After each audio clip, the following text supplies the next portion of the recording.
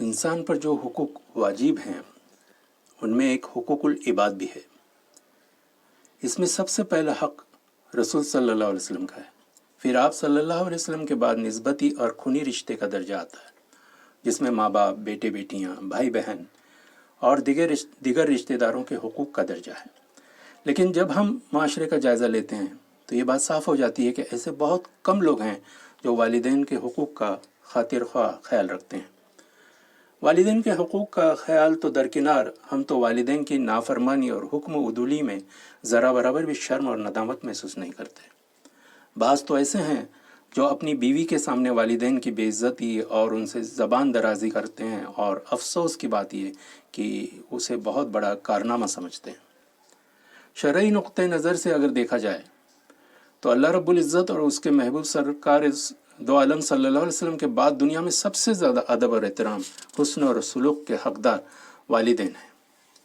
قرآن شریف میں اکثر مقامات پر اللہ تعالیٰ نے اپنی وحدانیت کے ساتھ ساتھ والدین کے ساتھ حسن سلوک، خوش اسلوبی، فرما برداری، احسان شناسی اور شکر گزاری کا بھی درس دیا ہے۔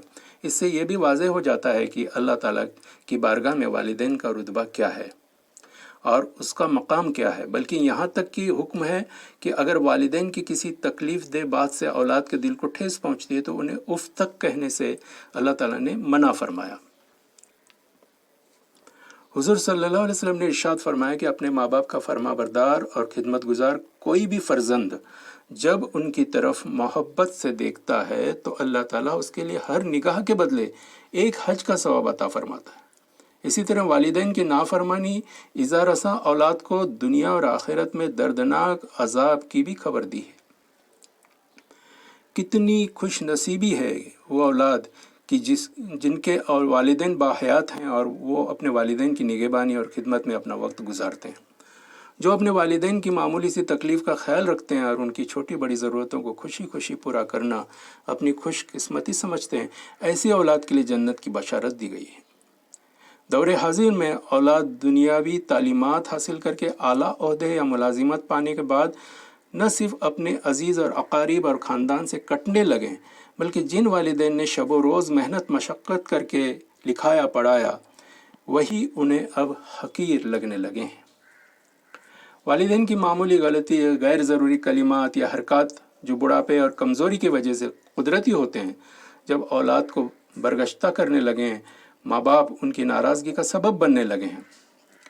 یہ اور اسی طرح کی دوسری وجوہات کی بنا پر والدین کو الگ کر دیا جاتا ہے۔ حد تو یہ ہے کہ بعض اولادیں اپنے بیوی بچوں تک کو ان سے ملنے سے منع کر دیتے ہیں۔ بہت سی اولادیں ایسی بھی ہیں جو محض اس لیے والدین سے رشتہ منقطع کر دیتے ہیں کہ جاہل اور کم پڑھے لکھے ماں باپ کی وجہ سے ان کی ماڈرن تہذیب اور اعلیٰ طرز کے رکھ رکھاؤ میں بگاڑ اور خلل پیدا نہ ہو جائے۔ اس کے علاوہ وہ نہیں چاہتے کہ والدین ان کی ذاتی زندگی میں دخل انداز ہو، اس لیے وہ انہیں اپنے سے دور رکھنے کو ترجیح دیتے ہیں۔ ادھر ماں باپ اپنے پوتا پوتیوں کی یاد میں پریشان ہو کر اپنی زندگی کے آخری ایام بڑے قسم پرسی میں گزارتے ہیں۔ یہ ایک ایسا دردناک پہلو ہے جس سے گھبرا کر دوسری قوموں نے بوڑھوں کا ہاسٹل بنا رکھا ہے، جہاں عمر کے آخری لمحوں میں انہیں وہاں تنہا چھوڑ دیا جاتا ہے۔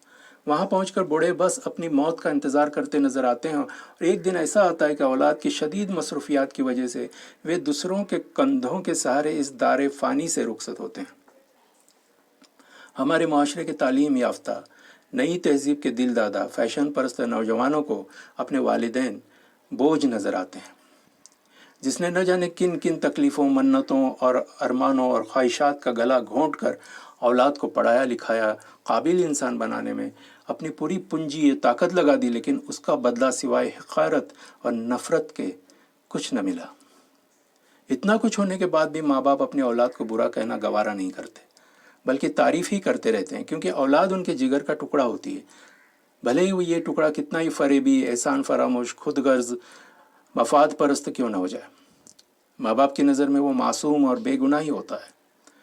اولاد کو یہ بھی معلوم ہونا چاہیے کہ ہر چیز کی ایک حد ہوتی ہے، ایک مدت ہوتی ہے۔